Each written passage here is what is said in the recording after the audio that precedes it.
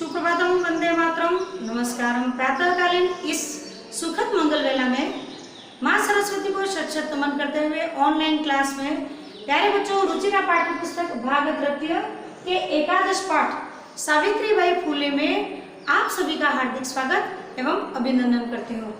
बच्चों, पूर्व के ऑनलाइन क्लास में हमने दशम पाठ नीति नवनीतम के अभ्यास कार्य को करते हुए पूर्ण किया। आइए आज पढ़ते हैं एकादश पाठ सावित्रीबाई फूले। आपको पाठ का संक्षिप्त परिचय बता देती हूँ। भारत में प्राचीन समय में स्त्रियों की शिक्षा को लेकर बहुत ही दयनीय दशा थी। किसी भी स्त्री को शिक्षा प्राप्त करने का अधिकार न के बराबर था और उस समय स्त्रियों को शिक्षा प्राप्त करना उनके लिए बहुत बड़ी चुनौती का कार्य था।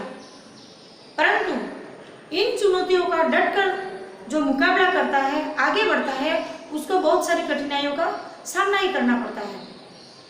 ठीक सावित्रीबाई फूले की तरह उन्होंने स्वतंत्र भारत के अंदर भारतीयों की स्त्रियों की दयनीय दशा को देखते हुए जो स्त्रियों पे जो शोषण किया जाता था, अत्याचार किया जाता था, उनको दृष्टिगत रखते हुए आगे कदम बढ़ाया, आगे बढ़ी।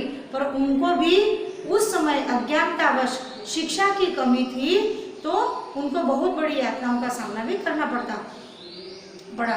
आइए प्यारे बच्चों, आज की सावित्रीबाई फूले के पाठ के अंतर्गत हम प्राचीन समय में और आज के वर्तमान में जो स्त्रियों की दशा है उसको देखते हुए आगे बढ़ेंगे।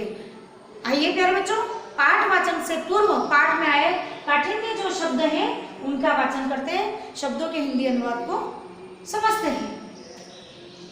आइए, आदाय यानी लेकर, प्रस्तर खंडा यानी पत्थर के टुकड़ों को, सविनोदम यानी हंसी मजाक के साथ, सविनोदम विनोद यानी हंसी मजाक विनोद के साथ, आलपंक्ति बात करती हुई, अजायत यानी पैदा हुई, अभिहितो कहे गए हैं, परिणीता यानी ब्याही गई। आइए प्यारे बच्चों, आगे बढ़ते हैं शब्दार्थ में। अस्पृश्यता छुआछूत के कारण, प्रारब्ध आरंभ किया, निराकरणा यानी दूर करने के लिए। ये तो थे, आज हम पाठ का वाचन करेंगे। उसके अंतर्गत जो कठिन शब्द आए हैं उनके अर्थ। प्यारे बच्चों, मुझे उम्मीद है आप सभी ने ऑनलाइन क्लास जैसे ही शुरू करते हो पाठ्य पुस्तक को साथ में ले लिया होगा और एकादश पाठ को आपने देख लिया होगा। पूर्व में मैंने कहा था कि आप पाठ का वाचन करें, पाठ को पढ़ लें। नहीं किया हो, आइए आज मेरे साथ में पाठ का वाचन करते हुए आगे बढ़ेंगे, हिंदी अनुवाद को समझते हुए। देर किस बात की, शुरू करते हैं पाठ वाचन को। उपरि निर्मितम चित्रम पश्यत, इदम चित्रम कस्याचित् पाठशालायाः वर्तते। प्यारे बच्चों, आप इसमें कहा गया है वाचन में कि आप ऊपर देखो और कोई चित्र दिया गया है। इसमें ये चित्र किसका है आप खुद देखकर अंदाजा लगा सकते हैं, किसी पाठशाला का है। इयं सामान्य पाठशाला नास्ति, यह कोई सामान्य पाठशाला नहीं है, ये प्राचीन समय की पाठशाला है। इयमस्ति महाराष्ट्र से प्रथमा कन्या पाठशाला, यह महाराष्ट्र की सर्वप्रथम कन्या पाठशाला है जो उस समय लड़कियों के लिए विद्या प्राप्त करना एक तरह से वरदान नहीं, अभिशाप था। एका शिक्षिका गृहात् पुस्तकानि आदाय चलती। आपको दिखाई दे रहा है प्यारे बच्चों, ये कन्या पाठशाला है और एक अध्यापिका है, वो एक पुस्तक को लेकर के जा रही है। मार्गे कश्चित् तस्याः उपरि धूलिं कश्चित् च प्रस्तरखण्डान् क्षिपति। अब जो भी अध्यापिका पुस्तक को लेकर के जा रही है बच्चों को पढ़ाने के लिए, प्राचीन समय में शिक्षा के अभाव के कारण उस अध्यापिका के ऊपर क्या फेंके जाते हैं, धूल, मिट्टी और पत्थर, कंकर फेंक करके उसको परेशान किया जा रहा है। कारण उस समय शिक्षिकाओं यानी बच्चियों को शिक्षा देना एक तरह से पाप समझा जाता था। परम सा स्वदृढ़ निश्चयात् न विचलन्ति। लेकिन प्यारे बच्चों, वह जब बच्चों को पढ़ाने के लिए जा रही है, उसके ऊपर पत्थर फेंके जा रहे हैं, धूल मिट्टी फेंके जा रहे हैं, पर विचलित नहीं हो रही है, उसको पता है कि आगे बढ़ने के लिए उसको बहुत सारी कठिनाइयों का सामना डटकर करना ही होगा। आप भी अपने जीवन में जब कभी कोई कार्य को लेकर के लक्ष्य को निर्धारित करते हैं, कोई दिक्कत आती है तो उसका डटकर आपको मुकाबला करना है। स्वविद्यालय कन्याभिः सविनोदनम आलम्पति सा अध्यापने संलग्ना भवति। वह अपने विद्यालय बच्चियों के साथ में अपने आस पड़ोस के और गांव के बच्चियों को ले करके, वो शिक्षिका है, वो पाठशाला खोली है, वहां पर लेके जाती है। रास्ते में कुछ लोग उनको परेशान करते हैं, साथ ही फिर भी लोग परेशान करते हैं, फिर भी वह हंसती खेलती मुस्कुराती अपने लक्ष्य की ओर आगे बढ़ती चली जाती है। तस्या स्वकीयम अध्ययनमपि सहैव प्रचलति। केयम महिला, वह अपने अध्ययन कार्य में मस्त है, खुद आगे बढ़ी और अपने आसपास के बच्चियों को भी उसने शिक्षा दे करके आगे बढ़ाने का लक्ष्य निर्धारित किया और डटकर उसका मुकाबला किया। क्या आप उस लेडीज को जानते हो, उस शिक्षिका को जानते हो? अपि यूयमीमां महिलां जानीतो?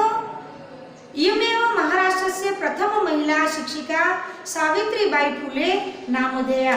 ये महिला कौन थी? महाराष्ट्र की सर्वप्रथम महिला सावित्रीबाई फुले, जिन्होंने खुद शिक्षा ग्रहण करके आसपास के जितने भी अशिक्षित लड़कियां थी, बच्चियां थी, बहनें थी, उनको पढ़ाया लिखाया और आगे बढ़ाया।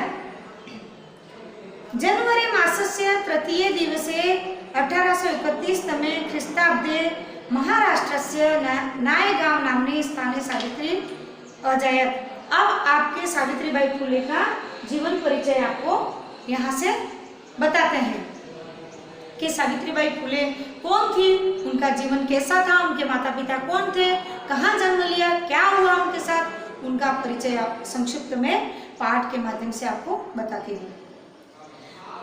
सावित्रीबाई का जन्म जनवरी महीने के तीसरे दिन यानी 3 जनवरी 1831 महाराष्ट्र के नायगांव में हुआ।